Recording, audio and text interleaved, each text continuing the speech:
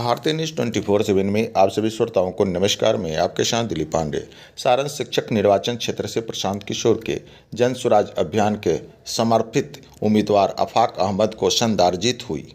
जहां सारण शिक्षक निर्वाचन क्षेत्र में विधान परिषद की सीट पर हुए उपचुनाव में जन स्वराज समर्पित उम्मीदवार आफाक अहमद को अप्रत्याशित जीत मिली।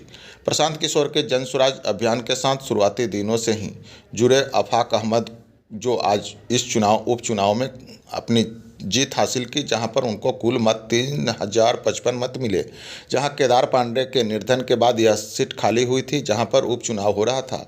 इस चुनाव पर उन्होंने उनके पुत्र महागठबंधन के प्रत्याशी बनकर आनंद पुष्कर को 674 मतों से आफाक अहमद ने हराया।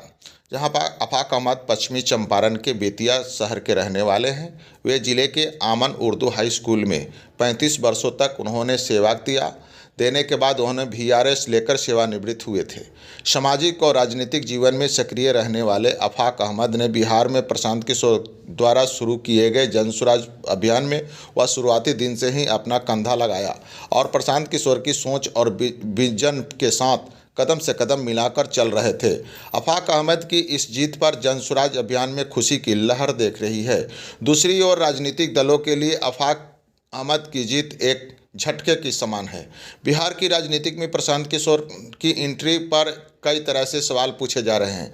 विधान परिषद के इस चुनाव में मिली जीत के बाद जन स्वराज अभियान और प्रशांत किशोर के बारे में राजनीतिक गलियारों में चर्चाएं तेज हो चुकी है।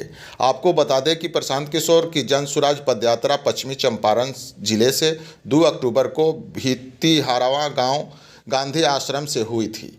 पश्चिमी चंपारण के बाद शिवहर, पूर्वी चंपारण, गोपालगंज सीवान होते हुए वह लगभग 25 किलोमीटर की दूरी तय कर चुकी थी, जिनकी यात्रा अभी सारण जिले में है।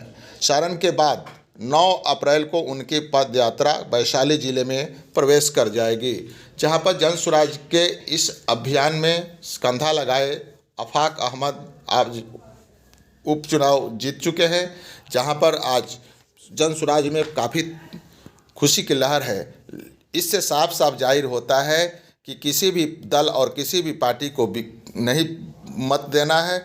अपने बिहार के विकास के लिए, अपने बिहार के भविष्य के लिए आप ऐसे उम्मीदवार को चुनना है जो कि बिहार के भविष्य के बारे में भी सोचे, बिहार के बच्चों के बारे में सोचे। ये तमाम तरह की बातें आज जन स्वराज पद यात्रा के दौरान कंधे लगाए आफाक अहमद ने अपनी जीत हासिल करते हुए लोगों को यह साबित कर दिया।